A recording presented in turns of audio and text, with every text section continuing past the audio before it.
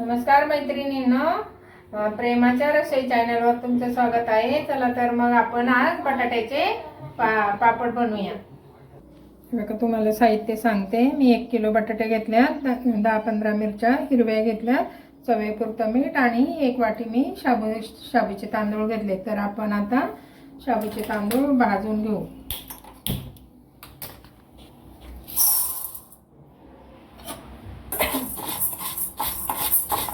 असे चांगले भाजले का फुलेपर्यंत चांगले भाजून घ्यायचे, म्हणजे पापड खुसखुशीत होतात चांगले। असे फुलेपर्यंत आपण चांगले भाजून घ्यायचे। झाले, आता आपण थंड करायला ठेवू। मिरच्या ह्या पाण्यात टाकून उकळून घ्यायच्या। अशा प्रकारे मिरच्या चांगल्या उकळून घ्यायच्या, शिजवायच्या। बघा असे बटाटे किसणीने चांगले किसून घ्यायचे। उकळून घेतलेत ना, मग पटकन किसून होतात ते। बघा चांगले किसणीने बारीक मोठे कोणती पण किसणी असू द्या, पण किसून घ्यायचे असे। हे बघा असे आता मी ना सगळे बटाटे असेच किसून घेणार आहे। हे बघा हे तांदूळ आता मी असे वाटून हे केले, तर रव्यासारखे असे थोडा जाड रव्यासारखे वाटायचे। ते मी टाकून घेते असे, आणि आपण त्याच भांड्यात मिरच्या वाटून घेऊ। बघा एवढ्या मिरच्या घेतल्या, उकडून घ्यायच्या मिरच्या, म्हणजे छान होतं, ठसका नाही लागत खाताना। आता मी हे वाटून घेते। अशी मिरची वाटली, आता आपण याच्यातच काढून घ्यायची आणि चवीपुरतं मीठ टाकून मळून घ्यायचं। हे बघा असं चवीपुरतं आता मी मीठ टाकते आणि मळून घेते। उकळ्या असल्या असे राहिल्या थोडासा बटाटा, तर असं दाबून घ्यायचं, चांगला असं मळून घ्यायचं। आपलं चांगलं पीठ मळून झालंय, असं मीठ चांगलं सगळं मिक्स होईपर्यंत चांगलं मळून घ्यायचं। आणि आता मी पाणी उकळायला ठेवलंय, आता आपण अशी चाळणीत ठेवायचं।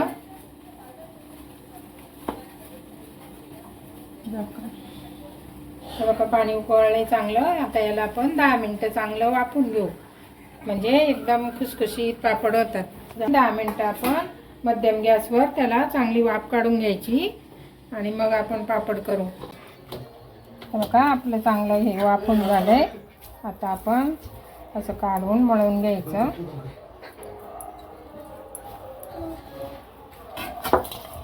असं चांगलं एकजीव करायचं।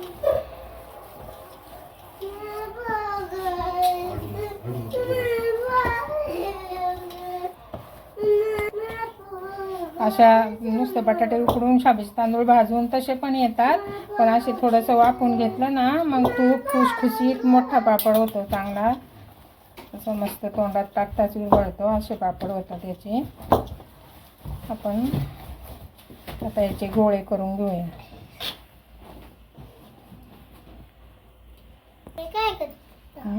हे बघा असे एवढी साईज गोळे करायचे। का असे गोळे करून घेऊ आपण। हे बघा आता आपण असं टिश्यू पेपरला हे तूप आहे ना, तूप लावायचं, कारण उपासासाठी करणार आहे ना आपण। असं सगळीकडं असं तूप लावून घ्यायचं।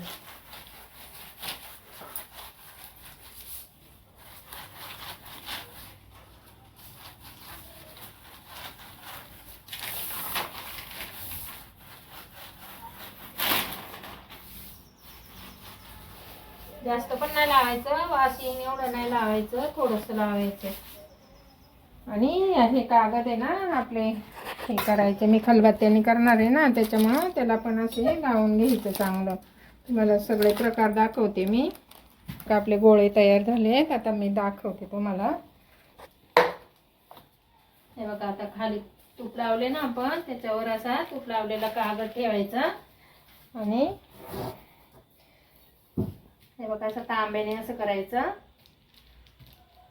हे बघा हा छोटाच होतो ना, तर ताट घ्यायचं, ताटाने असं करायचं। जाड झाला तर असं बोटाने सारायचं, याने पण करू शकता तुम्ही। आता मी तुम्हाला खलबत्त्याने करून दाखवते।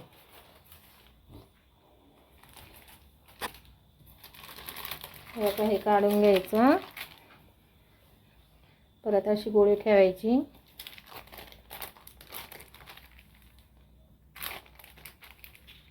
हे बघा खलबत्ता घ्यायचा, खलबत्त्याने असं दाबायचं, आल्ला मस्त पापड होतो. हे बघा एकसारखा पापड होतो.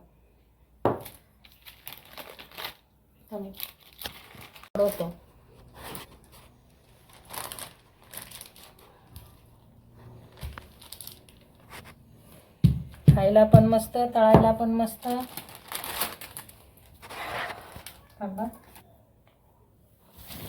एकदा गोळ्या करून झाल्या ना खूप पटपट होतात. हे दोघे असन ना, एकीने असे टाकायच्या गोळ्या आणि एकीने करायचं. एकी असन तर थोडं थोडं घेऊन करायचं. वेळ पण नाही लागत त्याला.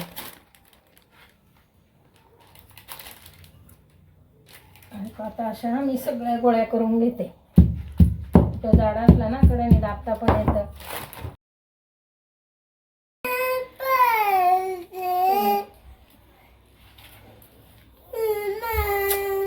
शेवट करायला आता थोडासा खाली झाला तर बोटाने हे करायचं आणि सकाळत काढून घ्यायचं. असे आपले ते बघा ह्या अशा पापड्या झाल्यात आपल्या छान. आता ह्या पण मी तळून बघते कशा होतात. बटाटा आणि शाबूचे तांदूळ बारीक वाफेवर करायचे. हे बघा किती मस्त मोठ्या मोठ्या होतात.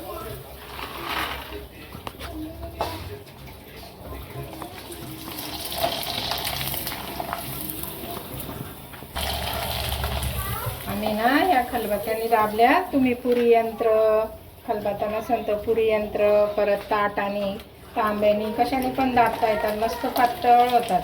खलबत्त्याने तर खूप छान होतात, पातळ असे मोठ्या मोठ्या होतात. हे बघा, हे बघा अशा पद्धतीने आमचे पापड झाले. बघा किती मोठे मोठे झालेत आणि खूप छान झालेत, कुरकुरीत.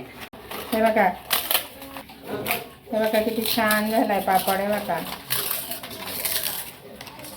खायला पण खूप खुसखुशीत झालाय. अशा पद्धतीने तुम्ही पण करून बघा. तर तुम्हाला जर आवडले तर तुम्ही पण करून बघा अशा पद्धतीने.